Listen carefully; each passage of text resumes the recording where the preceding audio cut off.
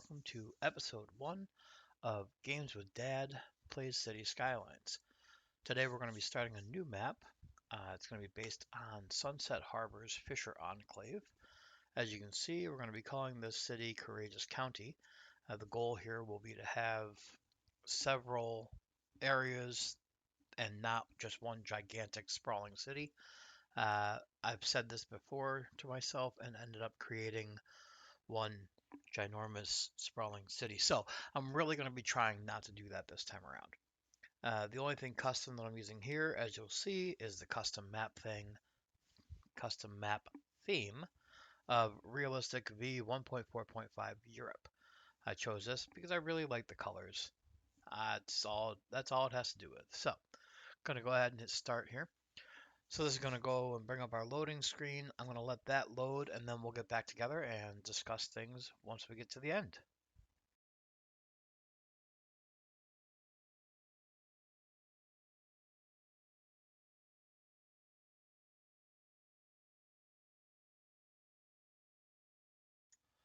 All right, as we near the end here, you can see that I do have quite a few mods and assets going. We're up to almost 23 gigs of RAM usage. Yes, I do have 32 gigs on this machine because I like to play City Skylines with assets. Pretty soon you should see this screen switch over to the lovely hieroglyphics that we get right before the game loads up. Once it does, in this episode, we're going to go over all of the mods that I'll be using. I'll explain what I'm using and why. That way you can think about whether you want those same mods or not.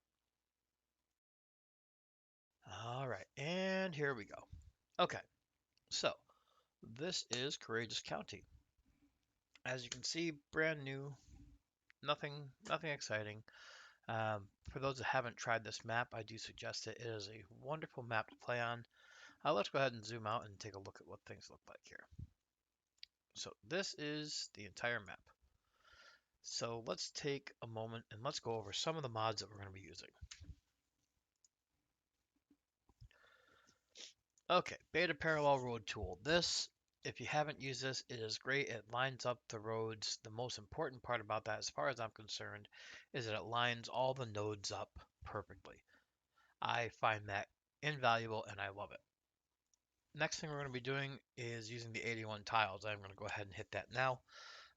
Why 81 tiles? No, I'm not going to build on all 81 tiles, but I really like to be able to have the option to build on any of the 81 tiles. Uh, I think the 9 is way too limiting. I find even the 25 to be too limiting because sometimes I just simply want to toss a windmill off in the corner, and I can't do that if I don't own all the squares. So, advanced toolbar. I'll show you what that does when we get into it. If you haven't used it, it just basically makes your toolbar larger so that you can find things a little bit easier without having to scroll through that little tiny 1-inch window. American Road Signs does nothing to the game itself, just changes the road signs from European to American. Well, in case you can't tell from my accent or lack thereof for some of you, I am American. Auto line color redux. Okay, so this one doesn't actually change the game at all, which is why I like it. I tried the total line manager, whatever it's called. I find this one to be better because all it does is changes the color of the transportation line and gives it a name. To me, that was much less intrusive than the other option that I had. Camera positions utility. Okay, so between the two of these, camera positions and cinematic camera, it allows me to move the camera the way I want to. I don't know exactly which one does what. If you want to go look that up, feel free. It's on the workshop sites. But it allows me to get the angles that I want and get the zoom that I want. So I use both of them. I don't actually set up these great cinematics. Um, I'm not going to be like some of my City Skylines idols out there that have these amazing cinematic movies. But maybe I'll fiddle with it at some point. But those are on there. CSL map view. If you haven't seen what this looks like, it exports a map of your city, complete with transportation, district names, street names, all that sort of stuff. Moving on to Daylight Classic, we have here the ability to change our colors to match Classic as opposed to the After Dark. Some people like After Dark, some like Classic. You do you. I like the Classic. Moving on to Empty It, Great mod by Kielu. Is it goes through at the end of the day or whatever interval you set. Of course, you can pick whatever you want. And it just automatically empties your cemeteries and your landfills and your snow dumps. Not going to use snow dumps in here, of course, because it's not a winter map, but that option is there. Extra landscaping tools, so these just allow me to landscape without being restricted to that one little tiny brush that they give you in the base game. Uh, I like that a lot. I don't really use many other parts of it. You might on some maps see me replace a water source or remove a water source. I probably won't do that here. I have no intention on doing that in this map. Hide it. This allows you to hide different parts of your game. So if I don't want to see the chirper button, because heaven forbid you sit there and watch the chirper button that just seems to be the same thing over and over again, I can just turn that off. As you see, the only thing I really hide is that and my advisor button and my separators. Other than that, everything else is pretty much the same. I do hide some of the fog. Yep, pollution fog, volume fog, distance fog, edge fog. I just don't like the picture that it gives of the city. Instant return to desktop. This changes your game from taking 3 minutes to shut down to taking 6 to 10 seconds to shut down. Uh, is it necessary? Absolutely not. But I use it, been using it for about a year and a half probably, and I'll continue to use it. The intersection marking tool, if you haven't used this yet, I'm going to question, or excuse me, if you haven't heard of this yet, I'm going to question whether you've watched any YouTube videos out there by any of the big guys. Because they all use it and it does make things look really, really cool. And we'll get into that a little bit more when I actually start to build some intersections. Find Road Anarchy and Find Road Tool. These allow you to make your roads, your intersections a little bit closer. Allows you to force your roads to be elevated or ground or tunnel, whatever you prefer. Uh, Allows you to pick a 1 meter elevation change as opposed to a 3 meter. So it just gives you more control over the way you place your roads. Less Steam does nothing once you're in the game. It only limits the network traffic inside the main menu. Apparently, what happens if you have an asset in your workshop, it it being the main menu, calls to the workshop twice for every asset that you have. So if you load 1,000 assets, you're trying to call to the workshop 2,000 times. That adds up because I do have at least 1,000 assets. I think I've got closer to 4,000. Uh, I don't want to take the time to do all that. So this way it only hits the workshop if you actually need to look at something. Life cycle rebalance revisited. So I don't do a lot of differences in here. As you see, I'm using the Sunset Harbor default. I do have my custom retirement age set to 60. I believe that 65 is the Sunset Harbor. I have no reason for that. It's arbitrary, just what I happen to choose. You can also change the speed at which they age. So the game default, as it says, is 1, and then this goes to 3, which means it takes 3 times longer for somebody to age up. I can't even fathom how old my or how long it would take my population to educate if I went all the way to the top. But hey, you do you. In my death, I do change from the default of 2/3 down to half. I don't want to have cemeteries on every third street. So this just allows me to not have to worry so much about the death waves and such.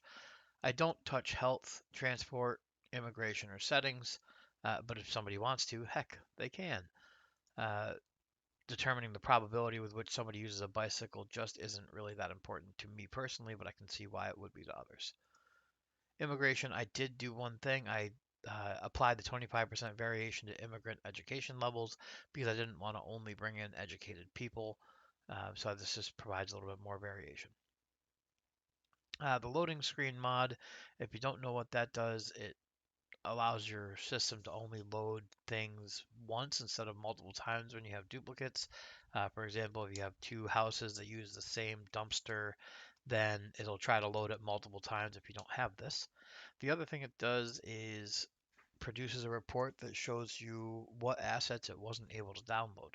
So it's just a good way to keep things going. And not to mention, it also puts things in order, and I like order. Going to move it. Move it is definitely in my top 5 required mods. It allows you to, well, move just about anything. You can see there are a few choices. Okay. Lots of different choices. Um, I find myself more often than not just using the mouse, which we'll do a little bit more of once we get into it. Network multi-tool is new. As far as I can tell, it does replace Electrix's road mods. So if you're using that, this should replace it. It does not entirely replace Move It, however, since it only works with nodes. I don't really know a lot about it because I haven't tried it. I am actually doing it because I saw Yumble refer to it in his most recent video. Node controller renewal. Lots of good stuff here. Allows you to change the shape of the nodes, the type of the nodes, the twist, the slant, the slope, all sorts of things. If you haven't used this, it will change your game entirely. Optimize outside connections, well, allows you to optimize your outside connections. Primarily, I use it to disable road traffic. I don't think I really use it for anything else. This just removes all the dummy road traffic that's passing through your city instead of the road traffic that's coming to your city. If I have an issue with planes or ships or anything, I'll do the same thing, but I've never had a problem with that. So for now, it's just road traffic. Parkify allows you to put park assets like your playgrounds and such inside of park areas. Whoa, love this thing. Although I did notice just yesterday that you still need to provide trash removal. So hey, gonna have to figure out a solution for that one. Precision engineering just allows you to see the lengths of the roads, the angles, and that sort of stuff. Prop and tree anarchy allows you to put props anywhere you want. So if you're building a playground and you're using the playground asset and you decide, oh my goodness, I really need a bamboo tree here, you can go ahead and put a bamboo tree in there. Prop line tool just allows you to lay props down in perfect lines, perfect circles, make quote unquote fences out of certain props, a bunch of little stuff that just makes things nice. Realistic population. So this one is a mod that I struggle with. I'm going to try to use it in this game. I don't always use it, but basically it changes the number of people that live in each building, work in each building, to be something more realistic. So, for example, when you have your level 1 homes that are quite clearly by looks just a one bedroom home or a two bedroom home, it's only going to house one family instead of housing four or eight. And then on the other hand, if you have the IT buildings that look like they're 25 stories tall, they don't just employ 9 people or 19 people, whatever. You can employ 90 to 100 people, maybe even more in that one building. Rico Revisited, I don't really mess with too much. It's there. I don't really like a lot of Rico stuff. I have it because every once in a while I want that one specific building. But for the most part, I don't really use Rico. It's a great mod, just not for me. Roundabout Builder, completely unnecessary, just allows you to throw down a roundabout and have certain settings applied automatically. So it's kind of nice there. As you can see, I do keep the require money on because I don't like the unlimited money because I find when I play with unlimited money, I tend to go crazy and try to plan out my entire city all at once. Surface Painter, I hardly ever use it. You might see me occasionally toss down a little bit of pavement around something just to make it look more industrial, but very rarely do I touch that one. Traffic Manager. So we do have some settings that we're going to change in here. This is, as you can see, the Presidential Edition, and it is the stable version of it. So I am going to change my simulation to medium, and then I stick with my US signs, which is actually handled outside. I do change my speed limits to miles per hour because, again, America. Um, and then inside my gameplay, let's give it some complaints because we don't want everyone driving perfectly. I am going to turn off vehicle despawning, and then I am going to turn on my advanced vehicle AI and set my dynamic lane selection to about 25%. Uh, this allows for a more realistic look on your roads where people don't just stick to the one lane that they need starting at the first possible node. They actually will switch around a little bit.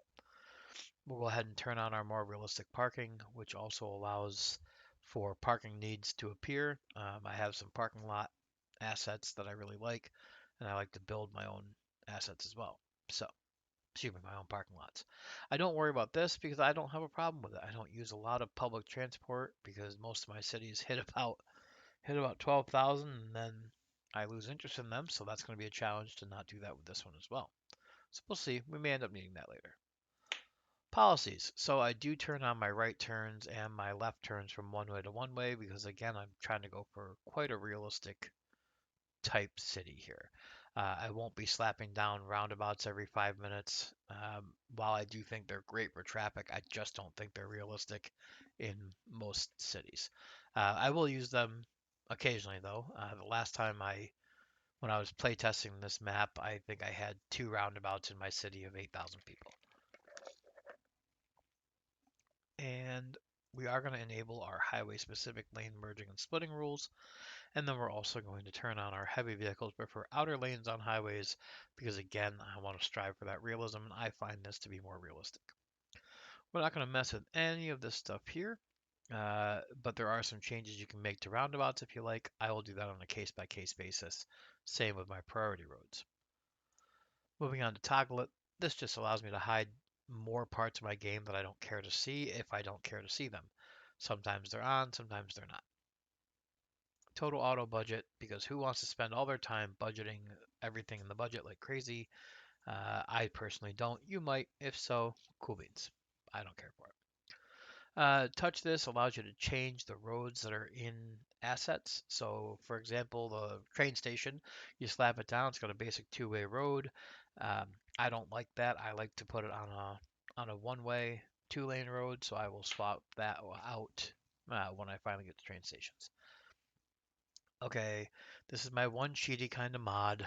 I don't like forest fires. They make me irked. I've watched too many people lose beautiful parts of their cities to forest fires just because you don't have helicopters and you don't have any watchtowers. I don't want to do that, so I do have those turned off.